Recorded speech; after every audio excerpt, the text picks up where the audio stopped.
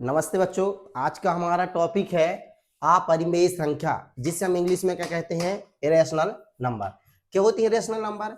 वे संख्या जिन्हें हम p बटे क्यू अर्थात अंश बटे हर के रूप में नहीं लिख सकते हैं। सभी संख्याएं क्या कहलाती हैं? हमारी अपरिमेय संख्या कहलाती हैं। जैसे कि करनी के अंदर की सभी संख्याएं भी जिनका वर्गमूल हम ज्ञात नहीं कर सकते हैं, वो संख्याएं भी कैसी होती हैं? अपरिमेय संख्या होती है। जैसे हम लोग देख सकते हैं, √2 आ गया, √ कितना हो गया? 3 हो गया, √5 हो गया, √7 हो गया, कितना हो गया हमारे पास में? 11 हो गया, √17 हो गया। इन संख्याओं का जो है, इन सभी संख्याओं को हम लोग क्या बोलते हैं? अपरिमेय संख्या। क्यों बोलते हैं?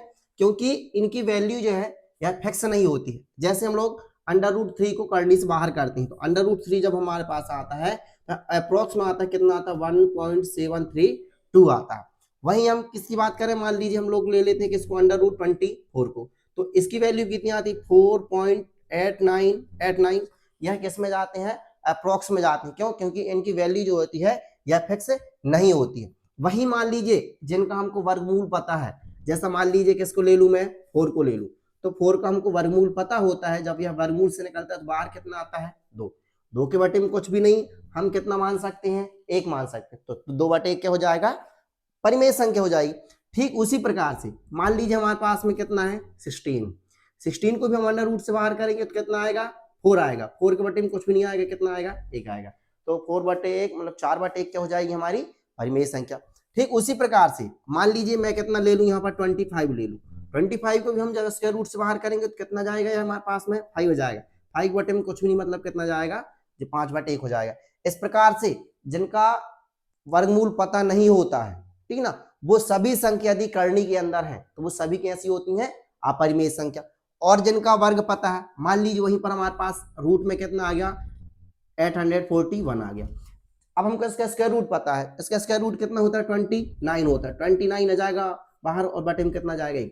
तो √841 भी हमारा कितना हो जाएगा? एक परिमेय संख्या हो जाएगी। ठीक है ना। इस प्रकार से हम देखते हैं जिनका वर्गमूल पता होता है उनको छोड़ करके कोई भी संख्या हो, यदि वह करनी के अंदर है तो सभी क्या होती है? हमारे पास में अपरिमेय संख्या होती है। जैसे कि हम दशमलव संख्या की बात करते हैं, मान लीजिए कि हमारे पास में कितना आ जाता है? 0.36 आ जाता है। आया 0.36। अब इसको हम करते हैं तो यह कितना जाएगा हमारे पास में? दशमलव हटाएंगे तो आ जाएगा 36। मन से क्या लिखेंगे? 1। चूंकि दशमलव बाद 2 संख्या है तो कितने आ जाएंगे? 2 संख्या। 36 किसका वर्गमूल है? 6 का।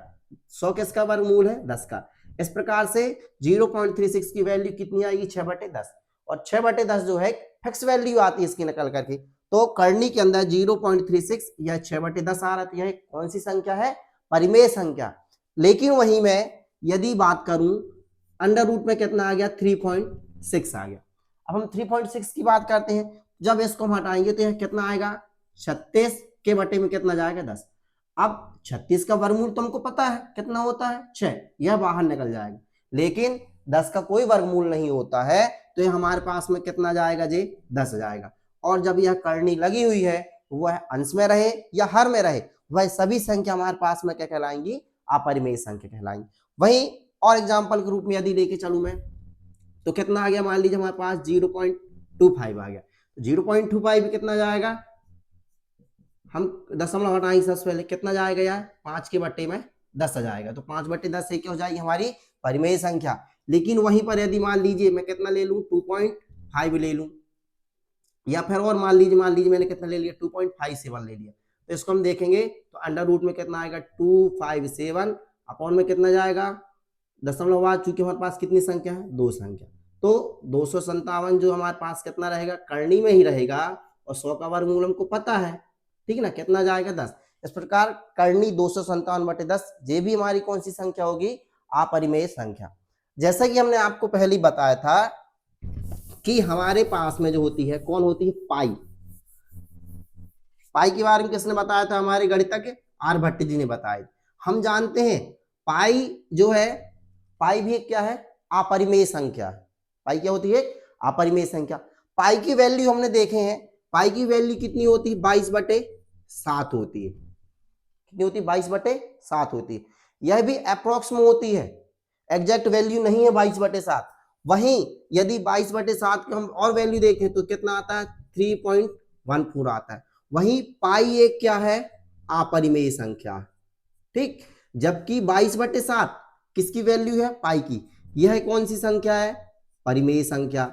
लेकिन 22/7 की जो वैल्यू होती है 3.14, ये भी एक कौन सी संख्या है, अपरिमेय संख्या। क्यों, क्योंकि 22/7 का जो मान आता है 3.1414, यह इन्फिनिटी तक कैसा होगा, चलते रहेगा, इसकी कोई फिक्स वैल्यू नहीं होती। इसी कारण से पाई और पाई का जो मान होता है 3.14, ये क्या है, अपरिमेय संख्या। लेकिन वहीं पाई की जो दूसरी वैल्यू होती है 22/7, यह कौन सी संख्या है, परिमेय संख्या होती है।